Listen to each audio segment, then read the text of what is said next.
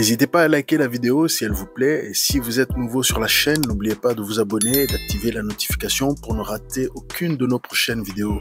Allez, on commence. Bonjour, bonsoir à vous tous qui nous regardez. Alors, chose promise, chose due.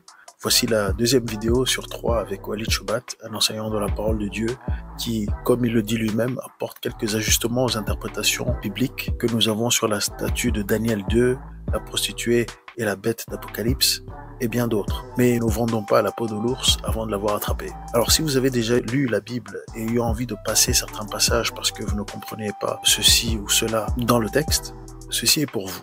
Car aujourd'hui, nous allons explorer comment comprendre ce qui est littéral et ce qui est allégorique dans les Écritures saintes. Quels sont les symboles et leurs sens pratiques et originaux dans la Bible, par exemple les montagnes, les cornes, les arbres, les eaux, et ainsi de suite. Et qu'est-ce que cela implique? Cette séance est donc une masterclass pour comprendre les passages de la Bible jusque-là obscurs dans la prophétie biblique concernant la fin des temps, donc l'eschatologie, et que vous soyez nouveau au sujet ou un vétéran sur l'eschatologie, il y a à manger et à boire pour chacun d'entre vous. Nous avons rarement eu des enseignements de ce calibre sur le prophétique biblique et sa démystification. Cela nous rappelle les paroles de Daniel que la connaissance augmentera dans la fin des temps. Et ces paroles sont en train de se réaliser aussi au niveau de la compréhension des prophéties. Un changement de paradigme est proposé ici dans cet enseignement et ça ouvre la porte à la compréhension, mais aussi ça montre l'importance des mots employés dans le texte et du bon sens auquel il faut appliquer. Et en faisant ces deux choses, ça rend la prophétie biblique vivante, actuelle et on peut même oser le dire, plus pertinente que jamais.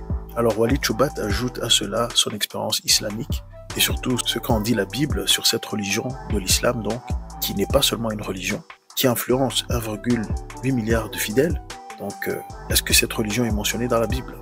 À premier abord, on pourrait dire non, parce que explicitement, ce n'est pas écrit ainsi. Mais on verra que oui, et ce n'est pas forcément comme vous le pensez ou vous pouvez l'imaginer. Si vous avez suivi la première séance de cette série, vous avez déjà une bonne idée dans le sens où on va. Mais ici, tout devient explicite. De plus, M. Shoebat fait cette présentation de tête et il a eu une ou deux références incorrectes, mais le contenu est 100% correct si vous suivez dans les différentes traductions que nous avons pu trouver pour traduire. Et nous vous conseillons, comme d'habitude, de tout vérifier. Il y a plusieurs bibles en ligne que vous pouvez utiliser pour faire des études comparatives. Ça vaut le coup de suivre. Cette fois-ci, avec ces textes qui vont être explorés, nous avons aussi ajouté des illustrations et les textes bibliques lus pour faciliter le suivi. Mais nous vous conseillons de prendre des notes pour cette masterclass prophétique. Et pourquoi pas revisiter même les livres mentionnés avec de nouvelles lunettes de compréhension. Ça vaut le coup parce que ça parle d'aujourd'hui et c'est étonnant comment. Aussi, vous pouvez vous poser la question sur ce qui se dit ici dans cette séance par rapport au contexte actuel, parce que aujourd'hui nous sommes en 2023 et beaucoup de choses ont changé depuis 2008, mais pas tellement non plus. Sur la durée biblique, pas tellement de choses ont changé, simplement que nous pouvons avoir certains axes qui se forment. Nous voyons que par exemple aujourd'hui l'Arabie Saoudite se rapproche des pays de l'Orient avec la Chine et la Russie et ainsi de suite, mais aussi sa stratégie commerciale qui se diversifie de jour en jour, de même avec les pays aux alentours du Moyen-Orient qui se sont enrichis et qui finalement sont en train de prendre des stratégies par rapport à Israël, par rapport à l'Occident. Donc nous sommes en train de voir beaucoup de petits changements qui finalement vont ensemble avec ce qui est dit ici ou pas. C'est à vous de voir. Nous vous conseillons simplement de faire ces études comparatives, de faire ce qu'on appelle la veille prophétique et nous en parlerons un peu plus et nous ferons peut-être même des vidéos purement sur la veille prophétique. Donc abonnez-vous, revenez. Et voilà, nous vous disons bon visionnage et commentez si vous avez appris quelque chose de nouveau ou si vous avez vous-même des pépites à partager sur ce paradigme prophétique, sur ce que nous apprenons ici ou sur ce que peut-être Dieu vous a révélé. Le faire aiguise le faire, ça vaut le coup.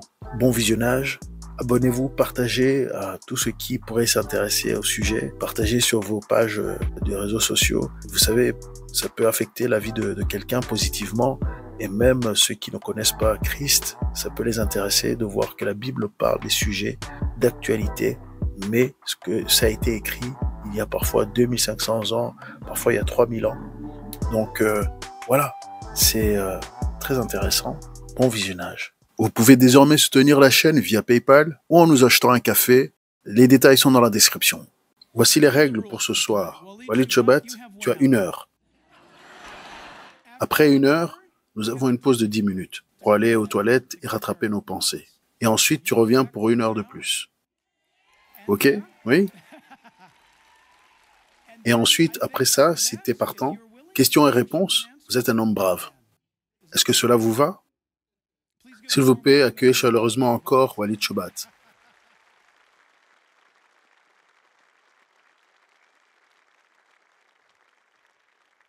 Merci. Je pensais tout d'abord que c'était 1 heure et que ce serait tout, et que les plans avaient été changés. Vous savez ce que je me disais? Je vais vous tuer! Vous connaissez cette nouvelle poupée-là, terroriste? Je vais vous tuer! Le squelette Ahmed. Ah, très bien, j'ai le marqueur. Et vous savez, il était en train de parler du frère Chuck Smith. Et je me rappelle, c'était dans les années 1979-80. Je suis rentré dans l'église de Chuck Smith en tant que musulman, à Costa Mesa. Là où il a commencé d'abord dans cette église. Je me rappelle, le gars, il chantait « Il n'y a personne comme Jésus ». Et il disait « Est-ce que Mahomet est comme Jésus ?» C'était une chanson au rythme rock'n'roll. Est-ce que Gandhi est comme Jésus? Et dès que j'ai entendu « Est-ce que Mahomet est comme Jésus ?» j'ai été offensé et j'ai quitté tout de suite la salle. Et je me suis dit « Je ne vais plus jamais rentrer dans ces églises chrétiennes ». J'ai fait le vœu que je ne rentrerai plus dans une église chrétienne. J'ai fait un vœu à Allah que je ne rentrerai plus jamais dans une église chrétienne. Et regardez-moi maintenant.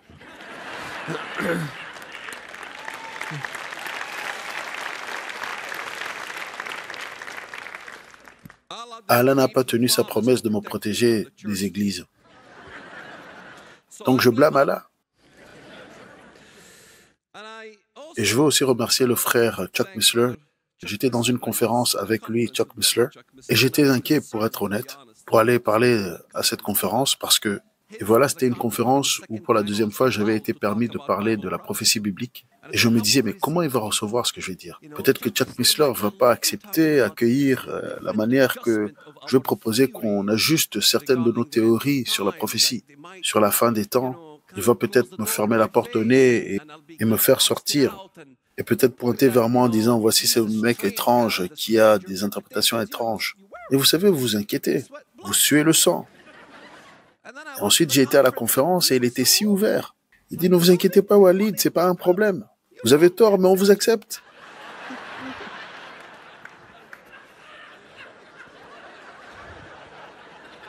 Il me dit qu'il est d'accord avec moi, mais je ne suis pas sûr, parce que les Américains ont une manière de dire des choses, vous voyez. Car j'ai appris assez rapidement lorsque je suis venu en Amérique. Car vous savez, j'ai invité parfois des gens, des Américains dans notre maison, et on les introduisait parfois à certains de nos plats étrangers. Et je me rappelle, la première fois que nous avons invité des Américains, après qu'ils aient terminé de manger, la première question, c'est « Comment avez-vous apprécié ?» Et la première chose qui est sortie de leur bouche, c'était « C'était intéressant ». Et j'étais allé enthousiasmer à ma femme, j'ai dit, ils ont pensé que c'était intéressant, comme si c'était un plat assez intellectuel. Ils l'ont vraiment apprécié. Et plus tard, j'ai appris ce que le mot intéressant voulait dire. Et j'étais effondré et blessé. Les Américains parlent avec une langue fourchue.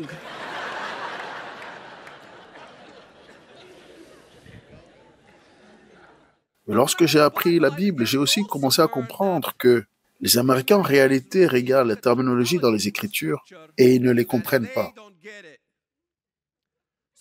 Et alors, je vais parcourir certaines parties de la Bible sur la manière allégorique que l'Occident pense.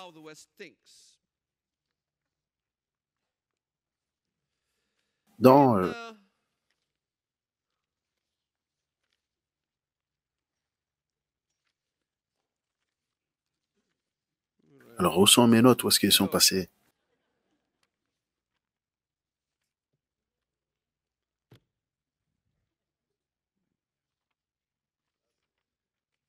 Page 1, 2.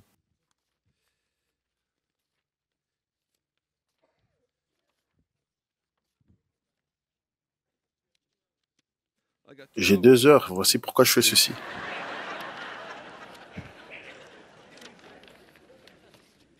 J'ai dû les faire tomber, mais j'en ai pas besoin de toute façon. Les paroles dans la Bible que vous voyez que j'ai un problème avec les Occidentaux, et je pense que je l'ai mentionné au début du service ce matin, au premier et au second service, je crois, j'ai évoqué le terme les montagnes dans la Bible. Le terme montagne dans la Bible, hein, la plupart des Occidentaux identifieraient cela à une montagne littérale. Et lorsque vous allez au livre de l'Apocalypse, et lorsque vous lisez qu'il y a une femme qui est montée sur une bête, et que la bête, elle a 7 têtes, et que ces 7 têtes sont 7 montagnes aussi, sur lesquelles la femme est assise, alors pour les Occidentaux, cela devient le Vatican, ou Rome, parce que Rome est assise sur 7 collines. Et donc le Vatican est reconnu comme la prostituée. Mais puis-je poser la question, c'est écrit 7 têtes. Comment sont ces 7 têtes? Et aussi c'est mentionné que ces 7 têtes sont 7 rois. Et qu'est-ce que les rois règnent dessus? Les rois ne règnent pas sur des montagnes. Vous avez fait ce qui est allégorique littéral, et vous avez rendu ce qui est littéral allégorique. Les rois règnent sur des royaumes. Donc il y a 7 royaumes sur lesquels la femme est assise. Il y a donc aussi 7 rois. 5 ont chuté, un est et un autre est à venir. Et si vous regardez partout dans la Bible, là où l'allégorie montagne est utilisée, vous voyez qu'il s'agit de royaumes. En fait, dans Daniel 2, j'ai vu la pierre qui n'est pas taillée par la main d'un homme, qui a frappé la statue à ses pieds, et la pierre a grandi pour devenir une grande montagne. Et la pierre, c'est le Messie. Et la pierre ou le rocher qui grandit, ça parle du Messie qui régnera sur un grand royaume, ou le royaume de Christ, qui va remplir la terre entière. Et je vois que le pasteur acquiesce, donc il est d'accord. Parce que j'ai oublié de dire que son royaume règne sur toute la terre. Donc son royaume règne sur toute la terre. Donc une montagne, c'est un royaume. Et en fait, il dit que si tu as la foi d'une graine de sénévé, tu peux faire bouger les montagnes. Les Occidentaux n'ont jamais réfléchi vraiment sur ce que cela veut dire. Ils pensent toujours, ah oui, mais vous savez, chaque fois que je vais à une conférence, je demande aux Américains, qu'est-ce que vous pensez qu'il voulait dire si vous avez la foi d'une graine de sénévé? Comment vous pouvez bouger les montagnes? Et je reçois toujours des réponses généralisées. Vous savez, vous pouvez traverser vos troubles, vos difficultés, vos problèmes. Ce sont nos tribulations et puis notre main se lève. C'est ma belle-mère, notre problème de dette, mon problème financier. Vous voyez, toutes sortes de réponses, de différentes interprétations comme celle-là. C'est comme si tout peut passer en Occident. Vous voyez? Ben non, c'est assez spécifique. Si vous avez la foi d'un grain de sénévé, vous pouvez changer les royaumes. Vous pouvez changer des royaumes. Vous pouvez changer des gouvernements. OK? Littéralement. Une fois que vous comprenez que la Bible n'est pas vraiment un livre allégorique, c'est une affaire sérieuse, c'est précis, ça parle de choses détaillées. Les montagnes se prosternent à Christ quand il vient. Les montagnes se prosternent vers toi dans les psaumes. Les rivières coulent vers toi. Les rivières ne coulent pas vers le Messie, ni les montagnes ne se prosternent vers lui. Vous voyez? Dieu va enlever les montagnes. Il ne va pas arracher les montagnes. Les brebis qui sont éparpillées dans les montagnes. Les brebis ne sont pas éparpillées dans les montagnes. Les Juifs n'ont pas été éparpillés dans des montagnes physiques. Plutôt, ils ont été éparpillés dans des pays, dans des nations. En fait, Ahmadinejad, dans son discours, il a dit que l'islam va se lever au-dessus de toutes les montagnes. Je peux vous le montrer sur une vidéo. Tout le monde en Orient sait ce que sont ces montagnes. Ces montagnes sont des royaumes. Maintenant que nous savons que ces montagnes sont des royaumes, nous pouvons maintenant aller dans la Bible et revisiter les Écritures et aussi l'Apocalypse et toutes ces choses. Mais avant que nous revisitons l'Apocalypse, lorsque nous étudions la Bible et que nous parlons de la prophétie biblique, nous ne commençons pas en Apocalypse. Nous commençons dans les parties littérales des Écritures. En d'autres mots, le moule qui a besoin d'être construit afin d'avoir un paradigme concernant ce que Dieu voulait et avait l'intention de dire. Et la première chose que nous devons faire herméneutiquement, c'est d'aller dans tous les littéraux qui ont été mentionnés dans la Bible concernant la fin des temps. Et après avoir documenté toutes ces choses, nous pouvons ensuite dire, OK, qu'est-ce que Dieu nous dit littéralement? Eh bien, j'ai parcouru certains de ces versets. Ésaïe 19, le Seigneur vient sur une nuée rapide pour se battre contre le pays d'Égypte. Vous voyez, je n'aime pas l'allégorie. Je n'aime pas la manière occidentale de tout généraliser. L'Égypte, ce n'est pas mon problème de carte de crédit. L'Égypte, c'est l'Égypte. Il y a des choses qui se passent en Égypte. Qu'est-ce qui se passe en Égypte? Vous devrez commencer à vous renseigner. Qu'est-ce qui se passe dans ces pays? Pourquoi Christ se bat contre ces pays? L'Égypte à l'université Al-Azhar. L'université Al-Azhar est l'université par excellence qui est la première sur les études islamiques et qui diplôme les clergés musulmans, les experts sur l'islam dans tout le monde musulman. C'est énorme. L'Égypte, c'est le pays où les frères musulmans ont commencé. Dans le califat ottoman, Khilafa, c'est un nouveau terme, désolé, américain, je dois vous expliquer ce que Khilafa veut dire. Khilafa, c'est le vicaire de Mahomet, le califat. Comme vous voyez que le pape est le vicaire de Christ pour l'Église catholique, ainsi est le Khilafa comme vicaire de Mahomet sur terre. J'ai mentionné auparavant que le khalifa avait été blessé en 1924. Mahomet est mort. Le premier khalifa a été Abu Bakr, Abd Muhammad, Othman, jusqu'à ce que l'Empire ottoman a cessé d'exister et a été blessé en 1924. L'Empire ottoman était composé aussi de l'Empire romain. Ça a pris le dessus sur l'Empire romain, si vous voulez, lorsque l'Empire romain a cessé d'exister en Occident.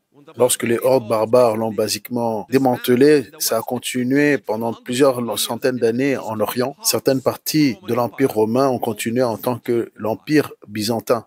L'Empire byzantin était en Turquie. C'était le Saint-Empire romain, après tout. Vous vous rappelez?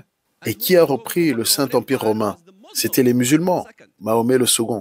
Les musulmans, avec le califat, sont rentrés dans l'Empire romain et l'Empire romain a cessé d'exister à ce point-là. Et donc, cette blessure a voulu se guérir elle-même. En 1928, l'organisation Frères musulmans est née en Égypte et ils ont commencé à faire bourgeonner l'islam de nouveau pour tenter de le faire revivre à nouveau. Ils n'ont jamais arrêté de tenter de faire revivre cette bête à nouveau. Jamais. Ils n'ont jamais cessé. Le clergé n'a jamais arrêté. Ils ont continué. Et vous avez la même chose en Arabie Saoudite, et c'est ce que vous appelez les wahhabistes et ce genre de choses. Les Occidentaux semblent aimer l'idée de blâmer toujours un parti, un mouvement pour tous les problèmes et tous les maux. Et ils aiment libeller une personne, un parti, et du coup pardonner tous les autres. Et donc le problème avec l'islam, c'est les wahhabistes, vous savez. Ce sont les wahhabistes là-bas au fond. Ce sont les frères musulmans, c'est tout. Sinon l'islam était une religion qui aime la paix. Savez-vous, lorsque j'ai rencontré l'islam wahhabiste, lorsque j'ai entendu parler de l'islam wahhabiste, savez-vous où j'ai entendu parler de l'islam wahhabiste? Quand je suis arrivé en Amérique, après le 11 septembre, l'islam wahhabiste, qu'est-ce que c'est ça? J'ai vécu toute ma vie en tant que musulman, je n'avais jamais entendu parler de l'islam wahhabi. Jamais entendu parler. L'islam, c'est l'islam. D'où sur terre ces gens ont-ils sorti ce terme wahhabi, islam wahhabi? Bien sûr que les wahhabistes en Arabie Saoudite sont des fanatiques. Ils l'ont toujours été. Avant les wahhabistes, avant toutes ces choses, avant les salafistes. L'islam, c'est l'islam. Que ce soit les chiites, que ce soit les sunnites, tous les musulmans croient dans la venue du Mehdi qui introduira 7 années de paix. Et ce seront les 7 dernières années dans le monde. Les 7 dernières années avant que Dieu juge le monde. Et d'une manière ou d'une autre, pendant ces 7 ans, les Juifs doivent être liquidés et les arbres et les rochers crieront « Il y a un Juif caché derrière moi, viens aux musulmans et tue-le ». Donc, votre antichrist, en gros, était notre Messie. Et en gros, le Mehdi revient avec l'esprit de Mahomet. Mahomet a dit, il aura mon esprit. Ok? Maintenant que nous avons établi que les montagnes sont des royaumes, nous pouvons étudier les Écritures et nous pouvons commencer à déverrouiller les Écritures. En réalité, c'est vraiment cela que vous avez besoin. D'autres choses comme les eaux. Vous savez, la femme sort des eaux. Quelles sont ces eaux? Qu'est-ce que ça veut dire? L'eau. Il dit à Jean, ce sont les multitudes, les nations, les différentes tribus, différentes langues, vous voyez. Donc cette entité, la bête, elle règne à partir de plusieurs nations et langues. Les poissons dans la Bible. Les poissons sont finalement ceux qui suivent, disciples. Rappelez-vous que Jésus dit, les poissons, vous serez des pêcheurs d'hommes. La même chose avec Gog, vous voyez, que Dieu viendra avec des écailles et qu'il mettra un hameçon dans sa bouche. Gog, vous voyez. Et vous voyez aussi les étoiles. Les étoiles sont des anges. Je serai au-dessus des étoiles de Dieu, au-dessus des armées angéliques de Dieu. L'orgueil de Satan lui-même. Qu'est-ce qu'il y a d'autre? Les arbres. L'olivier, c'est toujours le Messie. Pourquoi l'olivier est le Messie? Pourquoi le Messie a choisi l'olive? Parce que l'olive, pour en recevoir l'onction ou l'huile, il faut l'écraser. Il a été écrasé pour nos iniquités.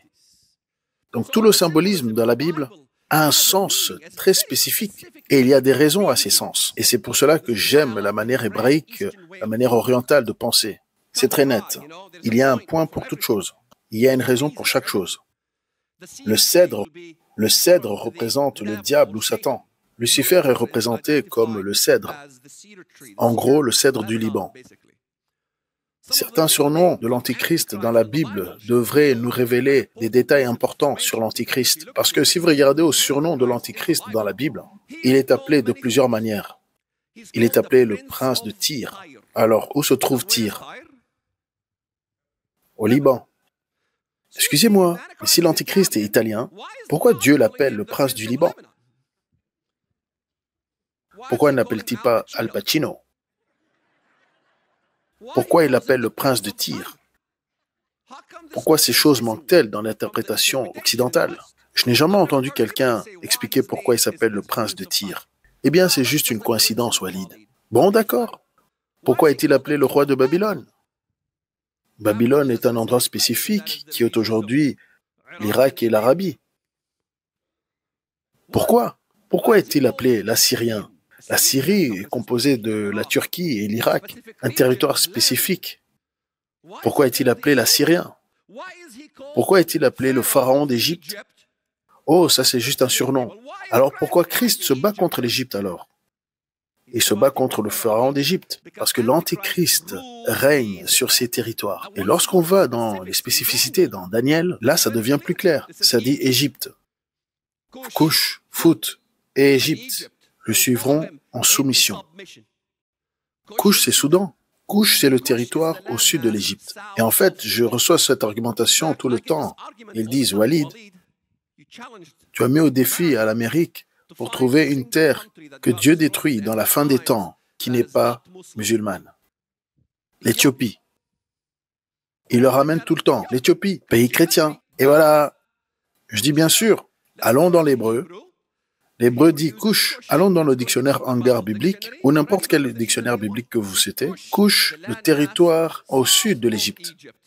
Je vais à la carte, je leur montre le sud de l'Égypte. Soudan, la terre somalienne. Et je leur dis, venez de choisir le pays le plus fondamentaliste au monde comme preuve pour un pays non musulman.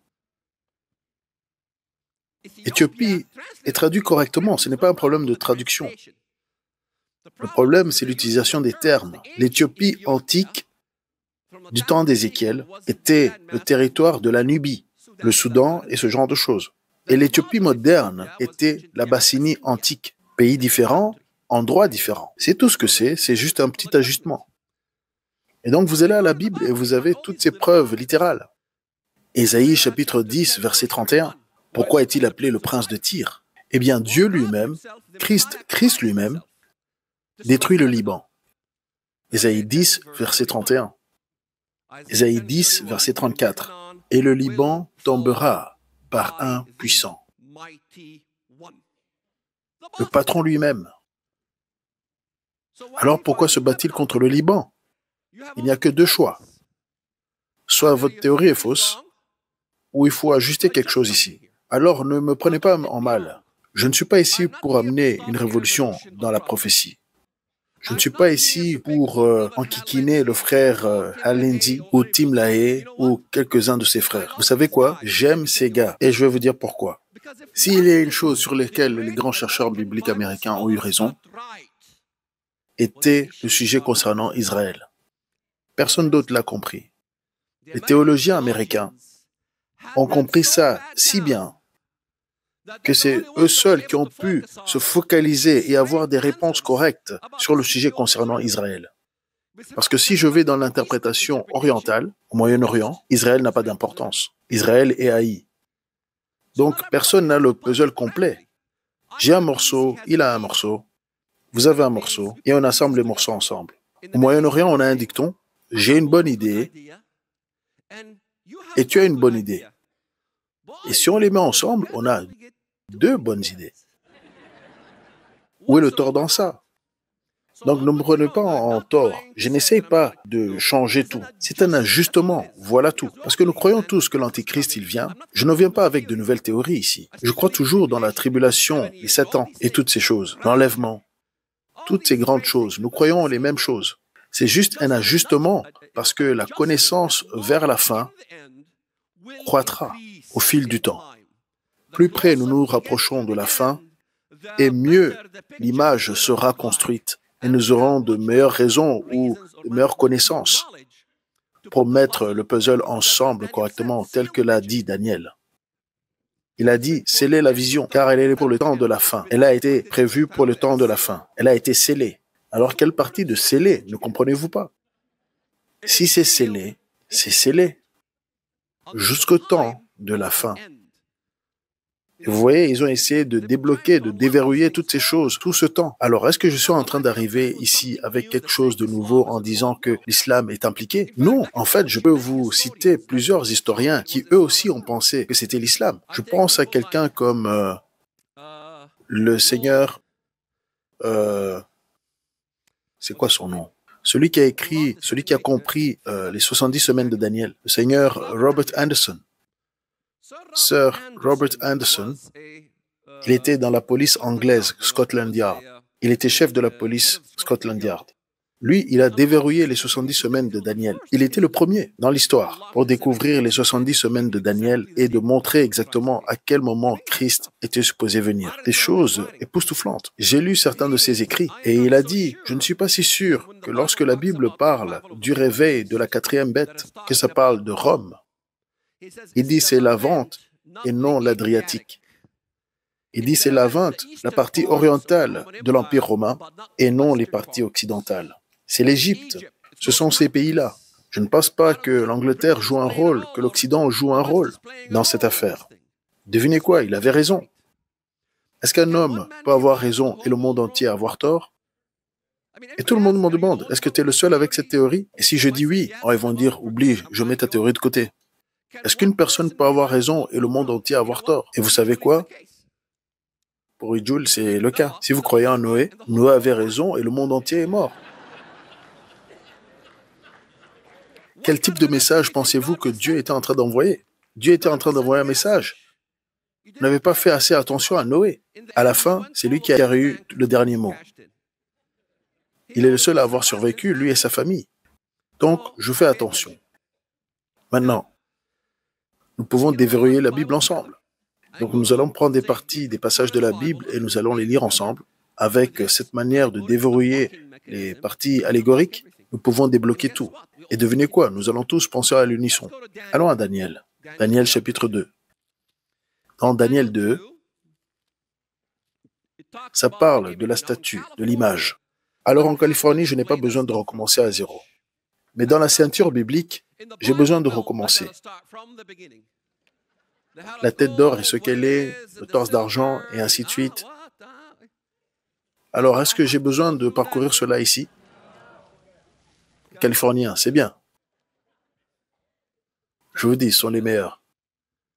Et vous n'allez pas m'entendre aller au Texas et leur dire, vous êtes les meilleurs. Non, non, non, non. Je ne raconte pas des sottises. Hein. Je dis la vérité. Alors, vous avez l'or, n'est-ce pas? Vous avez l'argent.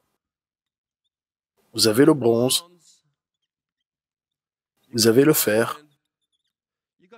Vous avez les orteils, faits de fer et d'argile. Alors maintenant, l'or. Et quel pays? Babylone aujourd'hui, c'est quoi? Irak. Qu'est-ce qui se passe en Irak? C'est le chaos. Si vous voulez savoir où l'Antichrist va régner, suivez le chaos. Ensuite, vous avez l'argent, qui correspond à quoi? Les Médo-Perses. N'est-ce pas? Et aujourd'hui, c'est quoi? L'Iran. Qu'est-ce qui se passe en Iran? C'est le chaos, le désordre, le bronze. Vous savez ce que c'est le bronze? L'Empire grec, qui correspond aujourd'hui à la fenêtre 10-40. Et si vous regardez à cette fenêtre, vous voyez que c'est le désordre partout. Voilà l'Empire grec. Alors maintenant, le fer, certains pensent que c'est l'Empire romain, les deux divisions. Eh bien, peut-être. Mais le fer écrase. La chose sur le fer ou le quatrième royaume, c'est que ça a écrasé tous les royaumes qui l'ont précédé. C'est ce que ça dit. Ça les a tous écrasés. Alors la première question que j'ai à mon penseur occidental, c'est que vous clamez que c'est l'Empire romain. Si c'est l'Empire romain, Pouvez-vous me dire quand et où Rome a écrasé la partie argentée? Rome n'a pas pris l'Iran, les Perses. Ça n'a jamais complètement réussi. En essayant de prendre l'empire perse, l'Iran, la Perse. Et ils n'ont pas écrasé les autres auparavant. Ok? Jamais. Alors, et d'ailleurs le fer, il revient après. Alors vous regardez à ce composite et vous regardez les autres composites, ils correspondent parfaitement. Et si vous regardez Apocalypse chapitre 13, et Apocalypse chapitre 13, il vous dit à propos de cette bête,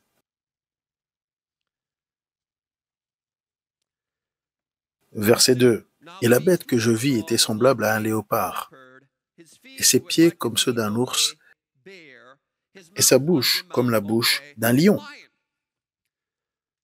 En Occident, et voyons, et sa bouche comme un lion, ce sont ses blasphèmes, ses pieds comme ceux d'un ours, eh bien il écrase, comme une grosse machine militaire. Et le léopard, il est aussi rapide qu'un léopard. Je ne sais pas d'où vous sortez ces interprétations.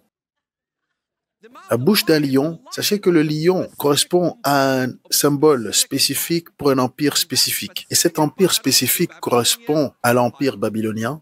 Le lion et Babylone, tous les experts sont d'accord là-dessus, qu'ils acceptent mon paradigme islamique ou pas. Ils sont tous d'accord, n'est-ce pas, Monsieur Missler? Le lion et Babylone. Allez-y, oui ou non? Pas de commentaire. Ils plaident le 5e. J'ai appris des Américains lorsqu'ils plaident le 5e amendement. C'est la politique. Enfin. Alors vous avez les pattes d'un ours. Qui est l'ours? Ne dites pas la Russie. L'Iran, les Médo-Perses. Oui, vous avez raison. L'Iran, l'empire Médo-Perse. Eh bien, tous ces pays sont devenus musulmans. Le lion, c'est Babylone. Le léopard, c'est l'empire grec ou la fenêtre 1040. Tout ça, c'est musulman. Et l'ours, c'est l'Iran, la Médo-Perse. Tout ça, c'est musulman. Et c'est là où il y a tout le chaos. Donc, si l'Apocalypse vous donne cette composition, alors où est l'Europe? Il n'y a pas l'Europe. L'empire grec n'a jamais inclus l'Europe. Donc celui que les Occidentaux mentionnent n'a jamais été cité ou mentionné littéralement dans la Bible ou même allégoriquement. Et même si on acceptait que ceci est l'Empire romain a cessé d'exister en Occident, mais a continué à exister dans la fenêtre 1040. Et par ailleurs, l'Afrique du Nord, l'Algérie, la Libye, la Tunisie, le Maroc, la Mauritanie faisaient partie de l'Empire romain. Et devinez quoi? Ils faisaient partie de l'Empire romain occidental et non l'oriental. Alors, si vous avez besoin de trouver 5 orteils, vous pouvez trouver 5 orteils facilement dans la partie nord-africaine pour un réveil de l'Empire romain. Et vous pouvez en trouver 5 en Orient facilement. Et donc, nous avons la fenêtre 1040, nous avons les musulmans, et puis devinez quoi? Nous en avons 5 si vous regardez de près. Pas 4, mais 5. Ils sont 4 et 5. Les deux sont corrects, parce que ça nous dit qu'il y en a 4. Mais il y a aussi 5, parce que ici, le fer mélangé à l'argile semble venir de cela, mais en fait, c'est un réveil du précédent, du 4e. Ok? Maintenant, la chose intéressante en regardant ceci, regardons ce que ça dit. Verset 35. Verset 34. Tu vis jusqu'à ce qu'une pierre se détachât sans main, et elle frappa la statue dans ses pieds de fer et d'argile, et les broya. Alors le fer, l'argile, les reins, l'argent et l'or furent brisés ensemble. Vous avez vu cet ensemble-là? Tous en même temps. Je sais que cela ne signifie pas grand-chose pour vous, mais laissez-moi vous dire pourquoi c'est si significatif.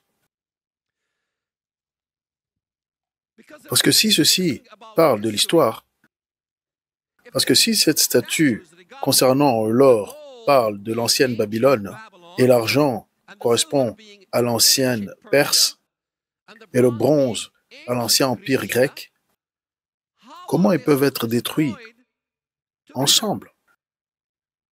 Soit la Bible a une erreur, ou nous avons une erreur. Quand ça en vient à la Bible ou nous, Devinez qui a l'erreur toujours. Règle numéro 1 en herméneutique. Vous avez toujours tort. Le monde entier a tort et Noé a raison. Et c'est comme ça que c'est. Et c'est écrit qu'ils furent tous brisés ensemble en même temps. Qui les écrase en même temps? Le Messie lui-même, personnellement, il viendra les combattre. Et ils devinrent comme la balle, qui s'échappe d'une ère en été, et le vent les emporta, et nulle trace n'en fut retrouvée. Mais la pierre qui avait frappé la statue devint une grande quoi? Montagne. Verset 35. Et remplit toute la terre. Il devint un grand royaume. Il est un roi qui règne sur une grande montagne. Un royaume. Eh bien, ça sonne un peu différent de ce dont vous avez l'habitude en Occident. Les choses commencent à s'emboîter pour une fois. Dieu dit quelque chose de spécifique. Donc si la pierre brise la statue à ses pieds dans cette position-là, et ils seront tous écrasés ensemble, cela veut dire quoi? Cela veut dire que l'ancien empire babylonien doit revenir comme une puissance au Moyen-Orient. Et vous savez quoi? Ils y travaillent. Vous les Américains, vous les avez écrasés. Et maintenant, ils sont en train d'y travailler. La loi Sharia est là-bas. L'Iran, il est là, il est en train de travailler. Ahmadinejad est en train de menacer le monde. En fait, l'Antichrist lui-même, et c'est écrit dans le livre de Daniel, il va aller contre les plus fortes des forteresses. Qu'est-ce que cela veut dire? Cela veut dire qu'il est assez fou pour déclarer la guerre contre les pays les plus forts de la terre.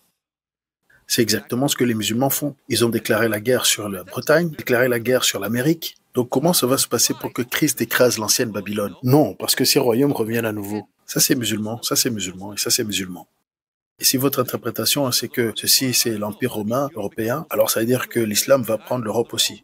Je sais pas. Si le fer correspond à Rome, alors ça sous-entend que l'Europe aussi va être sous l'islam. Je ne pense pas vraiment. Je ne pense pas que c'est ça dont il s'agit. Parce que dans la Bible, nous ne trouvons pas de minerais qui correspondent à l'Europe spécifiquement, du tout. Donc le Messie va détruire toutes les nations musulmanes à la fin. En d'autres mots, ce que nous comprenons lorsque nous commençons à regarder ces choses, est que l'Occident pense que la Bible a une seule perspective, que ça dit une seule chose concernant un sujet spécifique, mais elle n'applique pas la dualité des Écritures. Les Écritures ont deux sens. Il y a le sens à court terme et le sens à long terme. En d'autres mots, ça se répète à nouveau. OK? Quand on regarde Apocalypse 13, sûrement ça confirme cela. Vous allez à Apocalypse chapitre 17. Apocalypse 17, ça parle de cette femme, Babylone la mystérieuse. Verset 9. C'est ici l'intelligence qui a de la sagesse. Les 7 têtes sont 7 montagnes sur lesquelles la femme est assise. Ce sont aussi 7 rois. Donc, est-ce qu'il y a un effaceur? Pas d'effaceur.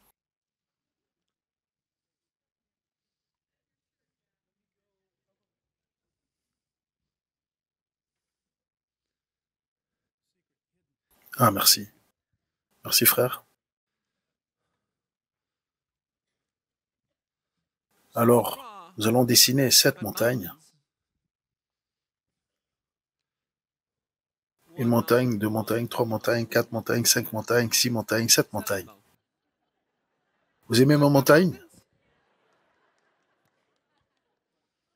Les Américains aiment leur art, la panache. Il y a 7 montagnes et il y a aussi 7 rois. Les rois règnent sur des royaumes. Alors on a un royaume, 2 royaumes, 3 royaumes, 4 royaumes, 5 royaumes, 6 royaumes, 7 royaumes. N'est-ce pas? Ok. Regardons ce que ça dit. 7 têtes qui sont aussi 7 montagnes qui sont aussi 7 rois. 5 sont tombés. Qui écrit ceci? Jean. Jean est en train de dire 5 royaumes, empires, sont tombés dans le passé. Donc Jean doit être assis sur le 6e, juste ici. Et il dit que 5 sont tombés. Qu'est-ce qui est tombé avant les Romains? Il était assis sur le numéro 6. Qu'est-ce qui est tombé avant cela? Eh bien, nous le savons. L'Empire grec, l'Empire médo-perse, ok? Babylone, la Syrie et l'Égypte. Eh bien, le Seigneur combat l'Égypte. L'Antichrist est appelé le pharaon d'Égypte. L'Antichrist est appelé l'Assyrien. L'Antichrist est appelé le roi de Babylone. Choisissez le nom, et ça correspond. Il est aussi appelé le roi Gog de Magog, qui est, vous savez, et toutes ces choses correspondent bien avec l'empire d'Antichrist. Devinez quoi? La femme, elle est montée sur les 7 qui reviennent à la fin. Les anciens empires du passé reviennent de nouveau. Et la femme monte sur cette bête à 7 têtes et 7 montagnes et 7 rois, et tous reviennent encore à la fin des temps. Vous avez saisi? 5 sont tombés, un existe, donc l'Empire romain, et le suivant n'est pas encore arrivé. Numéro 7. Le 7e, il dit, n'est pas encore arrivé. Ok? Ok. Qu'est-ce qui n'est pas encore arrivé? Quelle nation est venue après l'Empire romain? L'Empire romain a cessé d'exister dans l'Occident, je l'ai expliqué ça. Ça a continué à exister dans l'Empire byzantin, en Turquie. Et quand Mahomet le second a pris le pouvoir, c'était l'Empire musulman qui était numéro 7, l'Empire ottoman musulman. L'Empire musulman, le 7e. Rappelez-vous, celui-ci avait une corne. Et quand cet empire est tombé, celui-ci a pris la corne de celui-là. Et ensuite, celui-là a pris la corne du précédent. Et celui-là, celui du précédent. Et le 5e, devinez quoi? Il avait 4 cornes. L'empire grec a été divisé en 4. Vous savez, Ptolémée, Séleucide, vous connaissez les détails.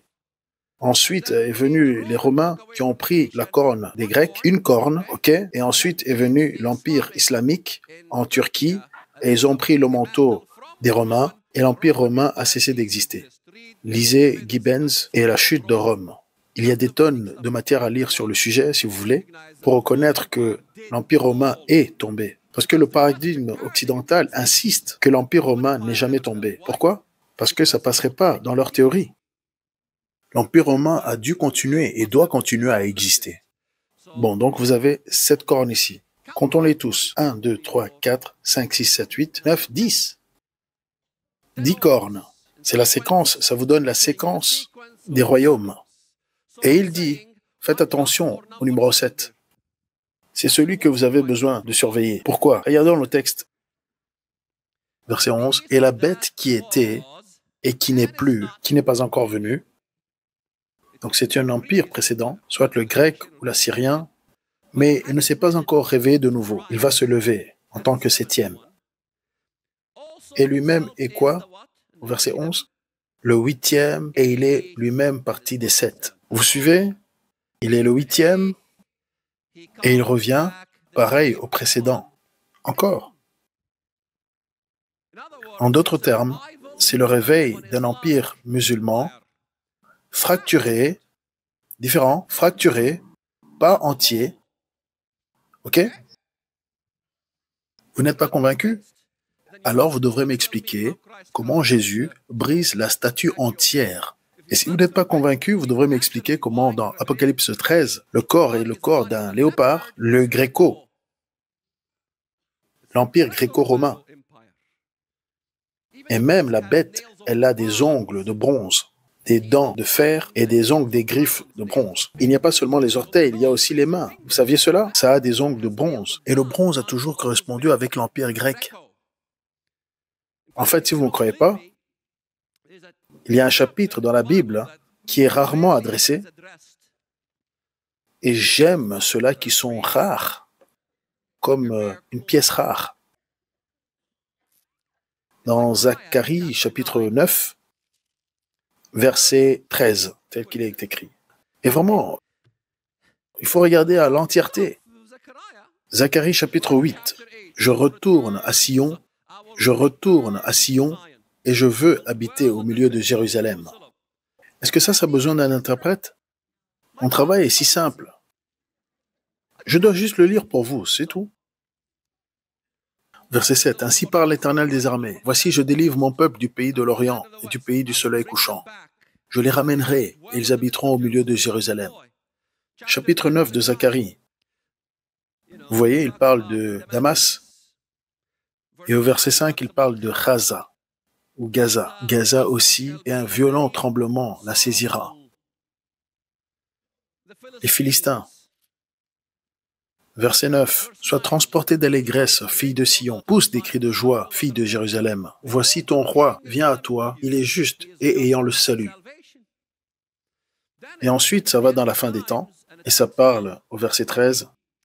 Car je bande Juda comme un arc, je m'arme d'Éphraïm comme d'un arc, et je soulèverai tes enfants ô Sion contre tes enfants ô Javan ou Grèce. Vous voyez cela? Alors, est-ce que Sion est une personne? Non, il n'y a aucune personne nommée Sion. Sion est un lieu géographique. Dieu s'intéresse aux lieux géographiques. Parce qu'en Occident, ce qui se passe, l'erreur, c'est qu'ils se disent, bon, voyons, Gog, Magog, Meshach, Tubal, Gomer, Togarma, ce sont les enfants de Japheth, vous voyez? Et ils se disent, mais où vont les enfants de Japheth? Ils ont été en Europe, ils ont été en Russie, ils ont été un peu partout, en Amérique. Alors traçons où ces gens ont émigré. Voilà ce dont parle la Bible. Non! La Bible parle de géographie, des lieux spécifiques. Les enfants de Sion sont des lieux géographiques contre les enfants de Javan ou de Grèce, des lieux géographiques spécifiques. OK? L'hébreu, pour traduire et donner la Grèce, c'est le mot Aionia ou Aioan. Où est Aionia? En Grèce. Où? Oui, mais où en Grèce? Parce que la pensée occidentale, parce que lorsque je dis le mot Grèce en Occident, vous savez ce qu'ils pensent? Tring, tring, Zorba le grec. Athènes. Non. Oubliez Athènes. Aionia se trouve en Turquie occidentale. Chypre est occupé par la Turquie de toute façon. Personne n'est en train d'aider ces gars-là. L'Amérique veut aider les terroristes de l'OPL palestiniens et oublie les vrais amis, les chrétiens. Ils ne veulent pas aider les chrétiens libanais. Ils veulent aider les méchants. La sagesse du gouvernement américain, la guerre sur le terrorisme, mon pied, oui. Il n'y a pas de guerre sur la terreur. C'est de la politique, vous voyez? C'est tout un jeu. Israël doit toujours payer, toujours. Ils doivent payer, pourquoi? Pourquoi Israël doit toujours payer? Pourquoi? Est-ce que vous y pensez parfois? Tout comme Christ, ils doivent être parallèles à Christ en tout. Ils doivent souffrir, ils ont souffert, il a souffert, ils ont souffert de la même manière. Nu, nu, faim, faim, toutes ces choses. Et regardons ce que ça dit. Regardons ce que ça dit. Verset 14. Et si vous ne pensez pas que ce soit le Christ qui combat cette région du Nord, la Turquie, verset 14. Alors l'Éternel se montrera contre eux. Waouh! Car je bande Juda comme un arc, je m'arme Éphraïm comme d'un arc, et je soulèverai tes enfants au Sion contre tes enfants ô Grèce. Et ensuite, l'Éternel se montrera, l'Éternel sera donc vu contre eux. Quelle partie de l'Éternel se montrera? Ne comprenez-vous pas? Christ est là, sur terre. Et ses dards iront de l'avant. Est-ce que Christ va utiliser des missiles? Parfois, je le soupçonne fortement. Après tout, Israël a développé le missile nommé la flèche ou le dard, qui sont très rapides. Ça ne fera pas les armes nucléaires qui viennent de pays musulmans bien avant qu'ils n'arrivent sur leur territoire israélien. En d'autres termes, lorsqu'Ahmadinejad produit ses foutaises et qu'il les envoie avec des missiles, Israël pourra y arriver avec ces missiles et les détruire. Et faire que ça explose au-dessus de leur territoire. Ne provoquez pas Israël. C'est ce que le verset dit. Et ces dards partiront comme l'éclair. Et le Seigneur, l'Éternel, sonnera de la trompette et marchera avec les tourbillons doux du midi ou du sud. Et donc le Seigneur lui-même, Christ, il est en train de se battre, venant du midi. Où va-t-il? Il vient du sud, il va où? Au nord. Bien, très bien. Parfois, la géographie américaine est un peu... Il va au nord. Mais je pensais que l'Antichrist venait de l'ouest. Pourquoi va-t-il au nord? Vous savez, il n'y a nulle part dans la Bible où la menace vient de l'Ouest, de l'Occident. Ça vient de l'Orient, avec les rois de l'Orient, et du Sud. Rien de l'Occident. Et d'ailleurs, même les navires de Chittim dans Daniel, où c'est traduit comme les navires romains de la Méditerranée, ils viennent se battre contre l'Antichrist. Parce que la pensée occidentale pense que l'Antichrist règne sur le monde entier, le globe entier. Et vous êtes fixé sur cette idée que l'Antichrist va régner sur le globe entier, que vous allez aller à la préfecture prendre votre puce électronique, et que si vous n'avez pas la puce électronique, vous n'allez pas pouvoir, devinez quoi, acheter ou vendre. Je sais ce que vous pensez. J'ai espionné sur vous lorsque j'étais musulman.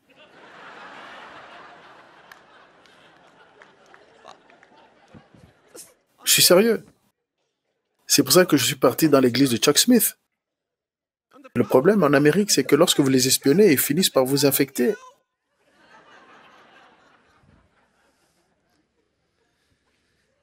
Alors, qu'est-ce que ça va être? Jean, regardez, il dit, ils ont la puce. Regarde au microscope et voit des fronts avec la puce. Est-ce cela dont il va être question? Deuxièmement, il y a combien de saveurs différentes? Si on va au livre de l'Apocalypse, regardons les différentes saveurs de ces marques de la bête et toutes ces choses. Il y a combien de types de marques? Verset 17. Apocalypse 13, versets 16, 17 et 18. Et elle fit que tous, petits et grands, riches et pauvres, libres et esclaves, reçurent une marque sur leur main droite ou sur leur front. Waouh! Et que personne ne put acheter ni vendre sans avoir la marque, le nom de la bête ou le nombre de son nom. C'est quoi ce terme « ou » Pouvez-vous me dire ce que « ou » veut dire? Ceci ou cela. Si c'est 666 et une marque pour tous, pourquoi il y a tous ces « ou » Il y a une raison pour ces « ou ». Il y a différentes saveurs de la marque. Lorsque vous étudiez la Bible, mes amis, n'écoutez pas seulement un sermon. Allez dans le texte et examinez chaque mot, chaque mot. C'est quoi ce mot? Et cherchez profondément c'est quoi ce mot. Je veux comprendre ce mot. Je veux comprendre ce que ce mot veut dire. Parfois, je passe un mois à essayer de comprendre la signification d'un mot dans la Bible. Tout un mois. Et quand je le comprends, Eureka! Je réveille ma femme à 3 heures du matin. Chérie, regarde ce que j'ai trouvé, une pépite. Ah! Je la rends folle dans mes recherches bibliques. La marque ou le nom ou le nombre. Je ne veux pas aller trop dans les détails, mais je vais regarder une partie, le nom de la bête. Rappelez-vous ce que je vous ai dit sur les noms. Parce que beaucoup de gens pensent, le nom de la bête, voyons, quelles sont les élections qui sont en train de se passer? Nous avons Barack Obama, vous avez Hillary Clinton, Barack Obama. Oui, voilà, ça comptabilise 666. Je l'ai trouvé, et vous avez tous ces articles partout sur Internet. Vous voulez de l'interprétation prophétique biblique de poubelle? Allez sur Internet. Ça en est rempli. Juste mettez 666 et profitez de la poubelle. Je veux dire, Hillary Clinton sera la bête. Vous avez calculé Henry Kissinger et ça n'a pas marché. Vous avez calculé les 25 nations de l'Union européenne et ça n'a pas marché. Vu qu'ils étaient plus de 10, et donc la 10e nation qui a rejoint, c'était la Grèce, l'UE et l'Antichrist. Et lorsque la Grèce a rejoint l'UE, ça y est, on a eu les 10 qui forment la composition. Et même de grands pasteurs. Et je ne veux pas mentionner des noms. Je ne veux pas me retrouver dans des problèmes. C'est tout, ça y est, c'est fait. Ça y est, ça arrive, c'est cette date, c'est cette chose, et toutes ces choses. Et maintenant que 25 nations au total forment l'UE, ça ne correspond plus, ça ne marche pas. Alors ça doit être les G8. G8. Oh, l'Empire romain. Donc la prostituée, ce n'est pas Rome. Ça semble pas être Rome quand même, parce qu'il y a le pape et tout. Il brûle son effigie un peu partout. Le gars ne semble pas être le bon. L'Église catholique est en train de perdre beaucoup d'argent. Ça ne peut pas correspondre. Ah ben voyons, ça doit être une combinaison, une espèce de sandwich comme ça. Les musulmans et les catholiques. Aujourd'hui, il n'y a plus de chercheurs sur la prophétie biblique occidentale, pas un seul, qui exclut l'islam. Tous le disent. Tous. Je regarde Halenzi, je regarde le Halenzi Show. Superbe. Regardez Halenzi. C'est bon. Il montre beaucoup de bonnes choses. Il est l'un des seuls qui montre ce qui se passe dans le monde musulman. Même Hal le comprend. Frère Hal le comprend. D'une manière ou d'une autre, l'islam est impliqué. Je ne sais juste pas exactement comment. Ou comment le puzzle entier se compose. Et ça correspond. Où en étions-nous? Le nom. Le nom, c'est quoi? Ce n'est pas un nom littéral. Le nom, il faut penser comment la Bible voit les noms. Tout comme le mot montagne. Le nom. Et il sera appelé merveilleux conseiller, Dieu puissant, Père éternel, Prince de paix. Est-ce que ce sont des noms? Non, ce sont des titres. Son nom sera appelé Emmanuel, qui veut dire Dieu avec nous. Cela ne sont pas des noms, cela sont des titres. Si vous voulez insister sur votre manière occidentale de penser et vous voulez garder position là-dessus, alors ça dit que son nom sera appelé Emmanuel. Il doit être du Mexique.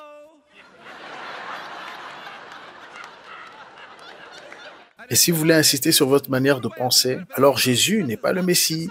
Allô? N'est-ce pas? Si Jésus n'est pas le Messie, alors que faites-vous?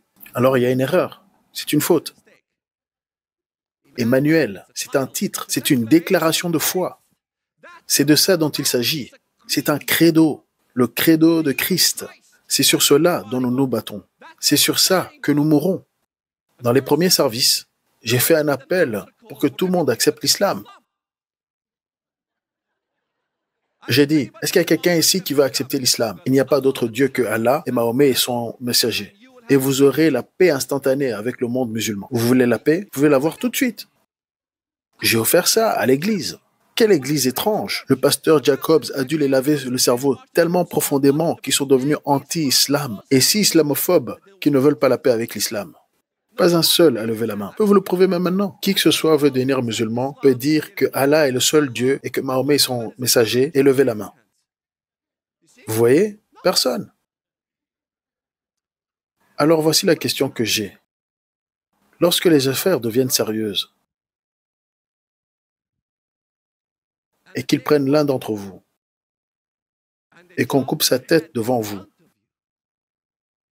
et vous voyez son sang couler sur le sol. Nous avons vu ce genre de choses. Vous n'avez pas l'habitude de voir cela. Vous achetez votre viande déjà emballée. Vous, les Américains. Et vous voyez ça. Et ensuite, ils vont dire suivant. Et puis ils disent, qui veut accepter l'islam? Dites, il n'y a pas d'autre Dieu qu'Allah et que Mahomet est son messager. Et vous ne levez toujours pas la main. Je prends votre femme. Et toi? Maintenant, comment allez-vous réagir? Là maintenant, vous amusez, vous blaguez. Non, ok. Mais quand les choses se bousculent et deviennent sérieuses, la question que moi j'ai, c'est est-ce que tu vas mettre ta tête à couper sur le bloc de bois? Que celui qui dit qu'il mettra sa tête à couper sur le bloc de bois lève sa main. Vous savez quoi? Je choisis une autre tactique.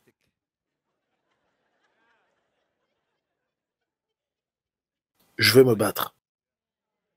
Je vais me battre. Je choisis de me battre. Je ne vais laisser personne couper la tête de ma femme devant mes yeux. Je vais en prendre 12 avant qu'il le fasse. Et ça, c'est l'attitude américaine. Nous n'allons pas prendre la marque de la bête. Nous n'allons pas prendre la marque de blasphème. Et la marque, c'est le nom, par ailleurs. Et c'est une déclaration de foi. C'est un credo. Emmanuel est un credo. Merveilleux conseiller, Dieu puissant, Prince de la paix, Dieu éternel, c'est un credo. C'est le credo pour lequel nous sommes tous morts. C'est le credo pour lequel vos pères sont morts. Ils ont saigné pour cela. Et ces personnes-là veulent que vous y croyiez pour que vous puissiez avoir la paix. Et vous devenez soumis à ce système de plaider allégeance à la bête, de donner allégeance. C'est de cela dont il s'agit. Un système antichrist que les gens ont même du mal, ne sont pas à l'aise à en parler, pensant ou sentant qu'ils vont être appelés ou libellés islamophobes. Moi, ça ne m'inquiète pas parce que lorsque le jugement vient, j'aurai fait mon travail. De terroriste à être ambassadeur. Je vous dis, c'est de cela dont il s'agit. Il vous transforme d'être un terroriste à devenir un ambassadeur. Et certains tatillons de, disons, Daniel chapitre 9, il nous reste 6 minutes avant qu'on vous donne une pause. Daniel 9,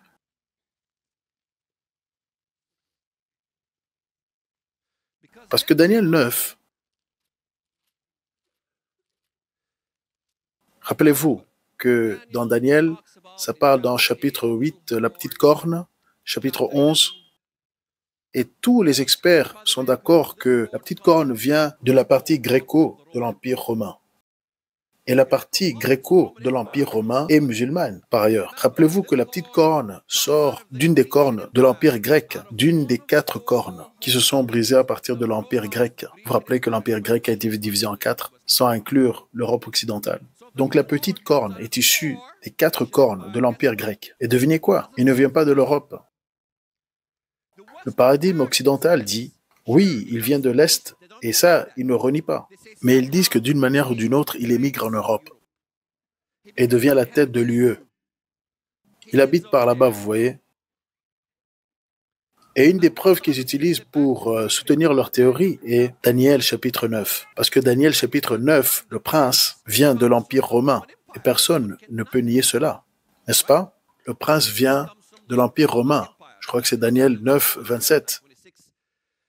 Devons-nous parler dans Daniel verset 9 et que cela a tout été accompli, les 70 semaines? Vous savez que cela a été accompli, qu'il y a 69 semaines et qu'il reste 7 années, une semaine. Et le diable sait qu'il y a 7 années qui restent. Et donc Mahomet a dit que le Mehdi va introduire 7 années. Tout ce que vous voyez en islam, ils connaissent les prophéties bibliques, mais ce qui devient impie dans la Bible devient saint pour eux. L'Antichrist devient le Mehdi que l'islam attend. Vous comprenez?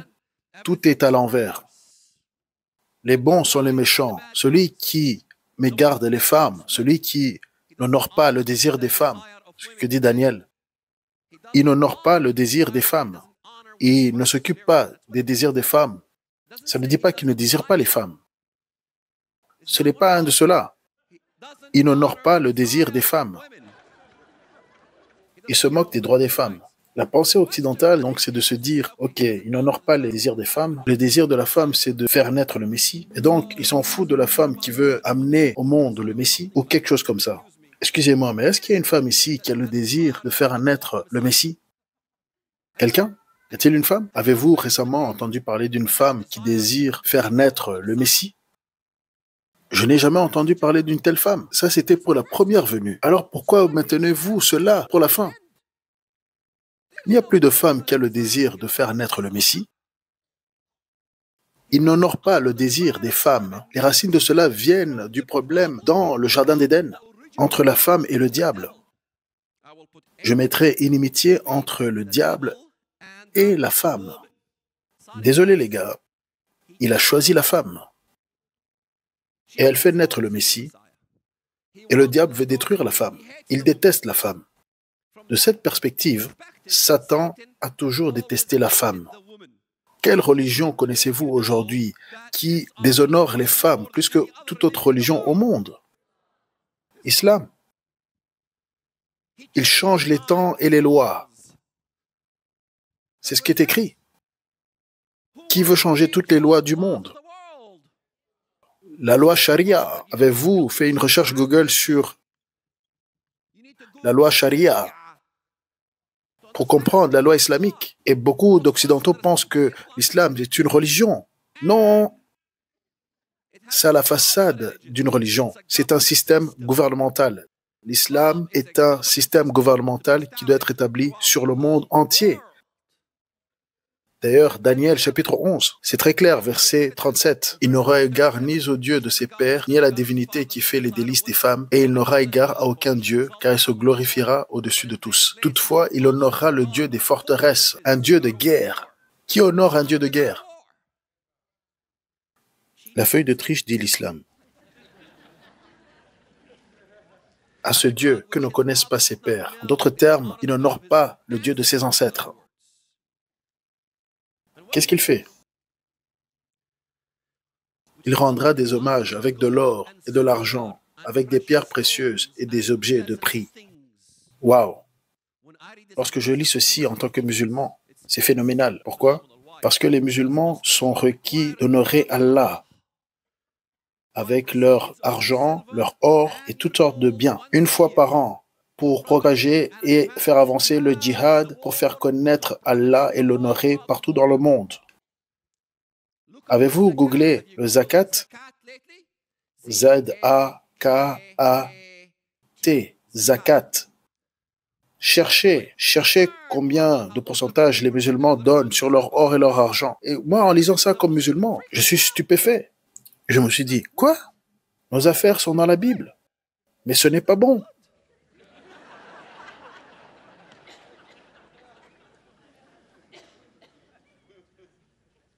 Et qu'est-ce qu'il fait? Il fait avancer. Toutefois, il honnera le Dieu de forteresse sur son piédestal à ce Dieu que ne connaissent pas ses pères, qui rendra des hommages avec de l'or et de l'argent, avec des pierres précieuses et des objets de prix. Où est ce verset? Je sais que c'est là quelque part.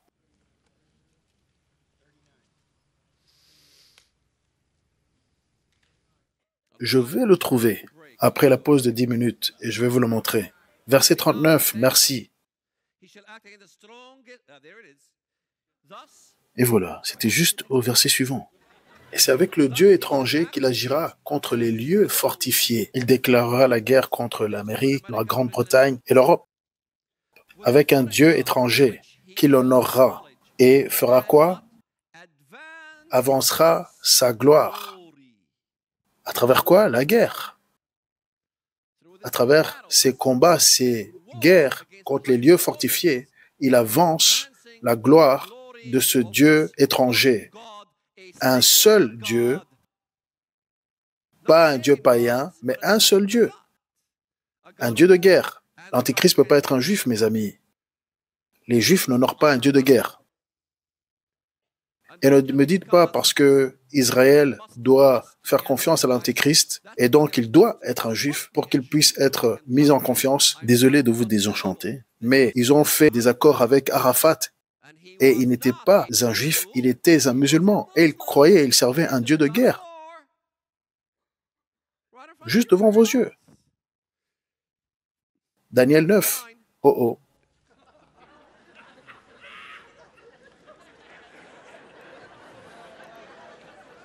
C'est la pause. Quoi? Oui, c'est la pause. La pause, 10 minutes. N'allez pas à la maison. Merci. Alors, qu'est-ce que vous avez pensé de cet enseignement? C'est sûrement nouveau pour vous, mais si ce n'est pas, tant mieux. Si vous connaissiez déjà toutes ces informations, c'est que vous êtes très bien informés. Nous voulons simplement vous dire qu'il y a sûrement d'autres éléments par rapport à l'Antichrist et que la statue de Daniel où le fer est mélangé à l'argile peut aussi signifier d'autres choses que nous voyons aujourd'hui. Par exemple, le transhumanisme et d'autres aspects de la technologie. Mais sachez que les pays du Moyen-Orient sont très avancés technologiquement, beaucoup plus que l'Europe en ce moment. Il suffit de regarder ce qui se passe en Arabie Saoudite, au Qatar. C'est eux qui innovent beaucoup parce qu'ils ont du terrain pour construire, ils ont de l'argent pour construire, ils ont des financements, ils ont la volonté, comme on a dit tout à l'heure dans la présentation, dans l'introduction, il y a l'envie d'innover. Et si vous voyez la ville de Neom, par exemple, vous voyez que il y a vraiment cette soif pour la technologie et le tourisme d'information, de technologie, de capacité humaine.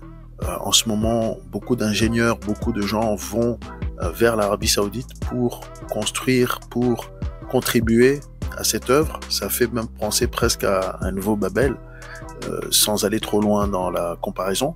Mais voilà, donc le Moyen-Orient est en train d'avancer et dépasse de loin maintenant technologiquement même les États-Unis sur beaucoup d'aspects.